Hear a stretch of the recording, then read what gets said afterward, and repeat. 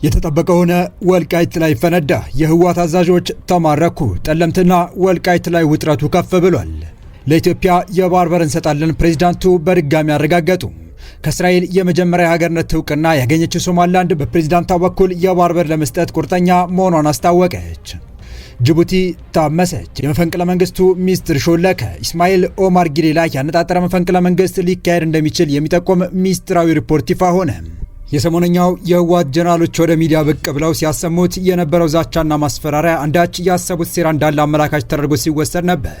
ታዲያ ህወሓት በትላንትናው ዕለት ወደ ወልቃይት ሰብሮ ለመግባት ጥቃት የከፈተ ሲሆን ነገር ግን የከፈተው ጥቃት መልሶ ራሱን ወደማይወጣው ፈተና ውስጥ እየከተተው እንደሆነ ነው የተነገረው።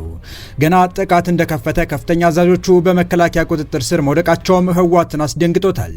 ለመሆኑ የትኛው አካባቢ ነው ጥቃት የተከፈተው? የተማረኩት አዛዦችስ? የሚለውንና ሶማሊላንድ በድጋሚ ለኢትዮጵያ የባህር በር ለመስጠት ዝግጁ መሆኗን የገለጸችበት እንዲሁም በጅቡቲ ፕሬዝዳንት ላይ ታስቧል ስለተባለው መፈንቅለ መንግስት የተሰሙት መረጃዎች አክለን በዝርዝር ልናስደምጣችሁ አሰናድተናል። ሰላም ውድ ሉሌ ቤተሰቦች እንደምናላችሁ፣ ቻናሉን ሰብስክራይብ፣ ላይክ፣ ሼር ያደረጋችሁ እስከ መረጃዎቻችን ፍጻሜ አብራችሁን ቆዩ።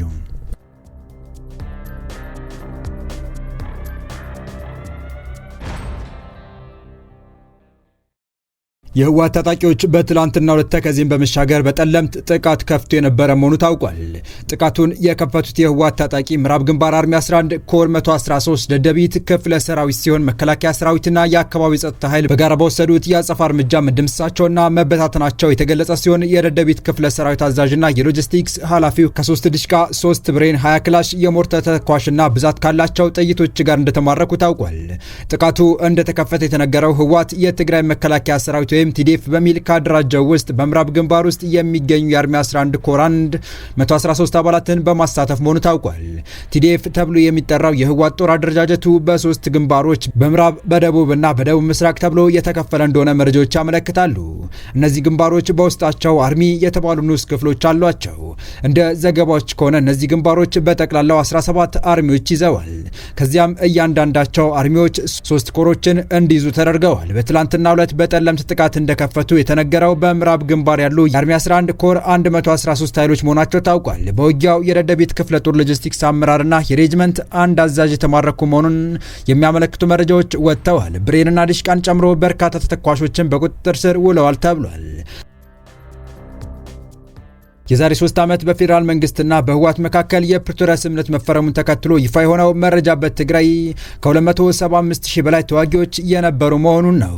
ከነዚህ ውስጥ የተወሰኑት ዲዲአር በተባለው ፕሮግራም ትጥቅ ሲፈቱ ከዛ በኋላ ግን ህወሓት በአዲስ መልክ ወታደራዊ ምልመላዎችን በማካሄድ ተጨማሪ ታጣቂዎችን አሰልጥኖ ያደራጀበት ሁኔታም ታይቷል።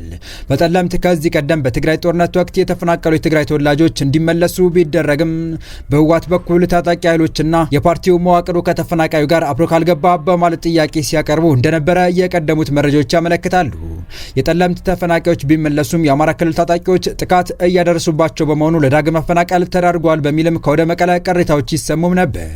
በወልቃይትም ሆነ በጠለምት በጦርነት ወቅት የተፈናቀሉ ዜጎች ይመለሱ፣ ነገር ግን የታጠቀ ኃይልና መዋቅሮች መኖር የለባቸውም፣ ህዝቡ ከማንም ነፃ በመሆን ራሱን በራሱ የሚያስተዳድርበት ሁኔታ መፈጠር አለበት ቢባልም በህወሓት በኩል አይሆንም የሚል አቋም እንደተያዘ ነው።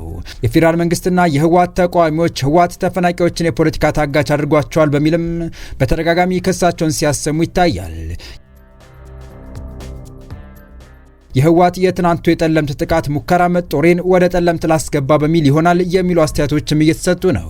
ህወሓት በትላንትናው ዕለት በጠለምት ጥቃት ከፈተ ከመባሉ ቀደም ብሎ ባለፈው ሳምንት በዚህ ዙሪያ የቀድሞ የህወሓት ታጣቂዎች ቃል አቀባይ ሆነው ሲሰሩ የነበሩት ገብረ ጻዲቅ ከወይን ሚዲያ ጋር ባደረጉት ቆይታ በተለይ ከወልቃይት ጋር በተያያዘ ትዕግስታችን እያለቀ ነው፣ ትዕግስትም ልክ አለው የሚል ይዘት ያለው ሀሳብ የሰጡበት ሁኔታ የታየ መሆኑ የሚታወስ ነው። ገብረ ጻዲቅ በዚህ ማብራሪያቸውም ምዕራብ ትግራይ ካልተመለሰልን ከዚህ በኋላ መታገስ አንችልም፣ ወደ ጦርነት ለመግባት እንገደዳለን ያሉበት ሁኔታም ታይቷል። የህወሓት ጦር ጠለምት ልግባ ያለው ይኸው መግለጫ በተሰጠ በቀናት ልዩነት ነው። ከሽረ ወደ ማይጸብሪ የሚወስደው መንገድ ተዘግቷል። በትላንትናው ዕለት የህወሓት ኃይሎች በጠለምት 2 ስፍራዎች ላይ ጥቃት መክፈታቸው ይታወቃል።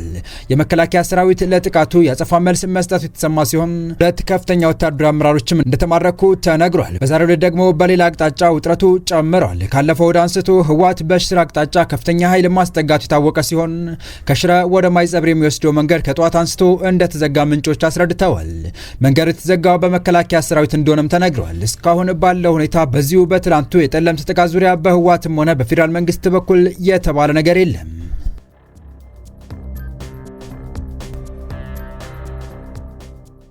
በቀጣይ መረጃ ለኢትዮጵያ የባህር በር መዳረሻ ለመስጠት ፈቃደኛ ነን ፕሬዝዳንቱ ከባህር ጋር በተያያዘ ያስተላለፉት መልእክት ልዩ ትኩረት ስቧል።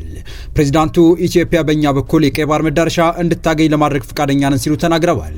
በዳቡ በተከናወነው የዓለም ኢኮኖሚ ፎረም ላይ የተገኙት የሶማሊላንዱ ፕሬዝዳንት አብዱራሂም መሐመድ አብድላሂ ወይም ኢሮ ኢትዮጵያ በእኛ በኩል የቀይ ባህር መዳረሻ እንድታገኝ ለማድረግ ፈቃደኛ ነን ሲሉ ተደምጠዋል። ፕሬዝዳንቱ ይህንን ያሉት በመድረኩ ከአንድ ጋዜጠኛ ጋር በቀረበላቸው ቃለ ምልልስ ላይ ሲሆን በቃለ ምልልሱ ወቅትም ሶማሊላንድ አፍሪካን መካከለኛው ምስራቅና የተቀረውን የዓለም ንግድ መስመር በማገናኘት ቁልፍ ስትራቴጂክ ቦታ መሆኗን ጠቅሰው ለንግድ የሚሆኑ በርካታ እድሎች እንዳሏትም አስረድተዋል። ከነዚህ መካከል የቀንድ ከብት ግብርና፣ አሳ ማስገር፣ ማዕድንና ነዳጅ ጭምር ያላት መሆኑን የጠቀሱት ፕሬዝዳንቱ አገራቸው በትብብር መስራት እንደምትፈልግም ገልጸዋል። ሲናገሩም እኛ እርዳታ አንፈልግም፣ በሰላም በዲሞክራሲና በጋራ ለመጠቀም የሚያስችል ትብብር ግን እንሻለን ያሉ ሲሆን በዚህ ትብብር ውስጥ ኢትዮጵያንም ጠቅሰዋል። በቀጠናው ትብብር ለመፍጠር ካላቸው ፍላጎት አኳያ ኢትዮጵያ በበርበራ ወደብ በኩል የቀይ ባህር መዳረሻ እንድታገኝ ማድረግ ፈቃደኝነት እንዳላቸው አስረድተዋል። በቃለ ምልልሱ ሶማሊላንድ ከኢትዮጵያ ጋር ጠንካራና ወዳጅነት ላይ የተመሰረተ ግንኙነት አላት ያሉት ፕሬዝዳንቱ ይህ ግንኙነት በንግድና በደህንነት ዙሪያ የበለጠ ማስፋት እንደምትፈልግ አስታውቀዋል። ጨምረውም በኢትዮጵያ የባህር መዳረሻ የንግድ ወደብና ኮሪደሮች ያስፈልጋታል ብዬ አስባለሁ ብለዋል። ሶማሊላንድ ደግሞ ለሁለቱም ሀገራት በሚጠቅም መልኩ ከኢትዮጵያ ጋር በትብብር ኢኮኖሚ መሰረተ ልማት ላይ ለመስራት ፈቃደኛ ነች ሲሉ ገልጸዋል። ፕሬዝዳንት ኢሮ በማጠቃለያቸውም ለኢትዮጵያ ኢኮኖሚ እድገት የባህር መዳረሻ ማግኘትና የትራንስፖርት ኮሪደር መፍጠር እጅግ ወሳኝ መሆኑን ጠቅሰው ለሶማሊላንድ ደግሞ ንግድን ለማሳደግ ኢንቨስትመንትን ለማስፋፋትና በቀጠናው ላይ ትብብር ለመፍጠር እንደሚጠቅማትም አስታውቀዋል። ይህ በእንዲህ እንዳለ ኢትዮጵያና ሶማሊያ የበርበራ ወደብን ለንግድና ለባህር ኃይል አገልግሎት እንድትጠቀምበት የሚል የመግባቢያ ስምምነት መፈራረማቸው የሚታወስ ነው። ኢትዮጵያና ሶማሊላንድ ከ2 ዓመት በፊት የተፈራረሙት የባህር ስምምነት ሶማሊላንድ በቀይ ባህር ዳርቻ ላይ የኢትዮጵያ የባህር በር ጣቢያ መገንቢያ ቦታ እንደምትሰጥና ኢትዮጵያ በምላሹ ለሶማሊላንድ ሀገር እውቅና እንደምትሰጥ የሚገልጽ ነበር። ኢትዮጵያና ሶማሊያ በዚህ ስምምነት ሳቢያ ከባድ ውዝግብ ውስጥ ከገቡ በኋላ ዘግየት ተብሎ በቱርክ አሸማጋኝነት ውዝግቡን ማርገባቸው ይታወሳል። በመጨረሻም የኢትዮጵያ ገቢና ወጪ ምርት የምታስተናግደው ጅቡቲ ብሔራዊ ደህንነትና ጸረ ስለላ ተቋም ከጎረቤት ሀገር በኩል የሚደራጅና በጅቡቲ ፕሬዝዳንት እስማኤል ኦማር ጊሌ ላይ ያነጣጠረ የመፈንቅለ መንግስት ሙከራ ሊደረግ እንደሚችል የሚያስጠነቅቅ ሚስጥራዊ ሪፖርት ለቤተ መንግስቱ አቅርቧል። የደረሰው ሪፖርት እንደሚያትተው ይህ የመፈንቅለ መንግስት ስጋት የውጭ እጅ እንዳለበት ቢጠቁምም ለዚህ ምቹ ሁኔታን የፈጠረው ግን የጅቡቲ ውስጥ የፖለቲካ መፍረክረክ ነው። የፕሬዝዳንት ጊሌ አስተዳደር የሀገሪቱን መልክዓ ምድራዊ አቀማመጥ ለውጭ ሀያላን የጦር ሰፈሮች በመቸብቸብ የኪራይ ገቢ እየሰበሰበ ቢሆንም ይህ ሀብት ወደ ታችኛው ማህበረሰብ ሊወርድ አልቻለም። በተለይም በስልጣን ላይ ባለው የጎሳ ኤሊትና ተስፋ በቆረጠ ወጣት መካከል ያለው እያደገ የመጣ ልዩነት ሀገሪቱ ለማሊ አይነት የመፈንቅለ መንግስት አደጋ እያጋለጣት ነው። ይህ ማለት በወታደሩ ውስጥ የሚፈጠር አንድ ቡድን የህዝቡን ቁጣ እንደ መሳሪያ በመጠቀም ስልጣኑን ለመቆጣጠር የሚሞክርበት እድል ሰፊ ነው። እንደ ሚስጥራዊ ሪፖርቱ ከሆነ የአፍሪካ ቀንድ በአሁኑ ወቅት የመንግስት መፍረስ ወረርሽኝ የተናወጠው ይገኛል። የጅቡቲው ስጋት ብቻውን የመጣ አይደለም። የቀጠናው ምስል እጅግ አስፈሪ እየሆነ መጥቷል። ከሱዳን የሚጎርፈው የጦር መሳሪያ በሶማሊያ ለሚንቀሳቀሱ ኃይሎች አዲስ አቅም ፈጥሮላቸዋል። በፕሬዝዳንት ሳልቫኪርና በሪክ ማቻር መካከል ያለው አለመግባባት ተመልሶ እያመረቀዘ መምጣቱ ሌላኛው የቀጠናው ስጋት ነው። ኢትዮጵያ የባህር በር ለማግኘት የምታደርገው ጥረትና ከሶማሊላንድ ጋር የፈጠረችው ግንኙነት ጅቡቲን በኢኮኖሚ ሆነ በሉዓላዊነት ስጋት ውስጥ ጥሏታል። ሀብታችን ለእኛ በሚል ለሚነሱ ወታደራዊ እንቅስቃሴዎች የኢትዮጵያ ፍላጎት እንደ ማጠቃለያ ሊያገለግል ይችላል የሚል ስጋት አለ። ቀጠናው ድሃ ብቻ ሳይሆን የውጭ ኃይሎች የሚጋፉበት፣ የተደበቀ ሀብት የሚታሰስበትና አስቸጋሪ ጎረቤቶች የሚናኮሩበት እምቅ ምድጃ ሆኗል። በጅቡቲ ጠባብ መሬት ላይ ብቻ ከ25,000 በላይ የውጭ ወታደሮች ሰፍረዋል። በድሮኖች በሰማይ ላይ መመላለስና የመርከቦች መጨናነቅ የአካባቢው ሕዝብ ሀገራችን ተሸጠች የሚል ቅሬታ እንዲያሰማ እያደረገ ነው።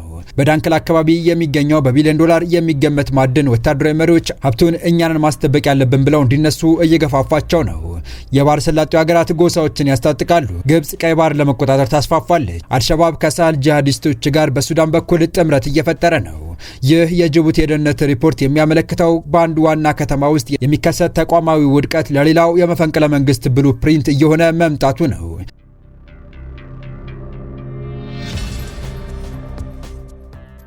የውጭ ኃይሎች ጣልቃ ገብነት መፈንቅለ መንግስትን እንደ ነጻነት ትግል አስመስሎ ለማቅረብ እየተጠቀመበት ሲሆን ሀብት ደግሞ ለዚህ ሴራ ማጣፈጫ እየሆነ ነው። ጅቡቲም ከዚህ አዙሪት ውጪ አለመሆኗን ሪፖርቱ አረጋግጦ ከመፈንቅለ መንግስት ጀርባ ግን የጎረቤት ሀገራት እጅ በደማቁ እንደጻፈው ለመረዳት ተችሏል። የተወደዳችሁ የቻናላችን ቤተሰቦች ለአሁኑ ለእናንተ ይመጥናሉ ብታደምጧቸው ታተርፉባችኋላችሁ ብለን የመረጥንላችሁ ዕለታዊ መረጃዎቻችን እስካሁን ያደመጣችኋቸው ነበሩ።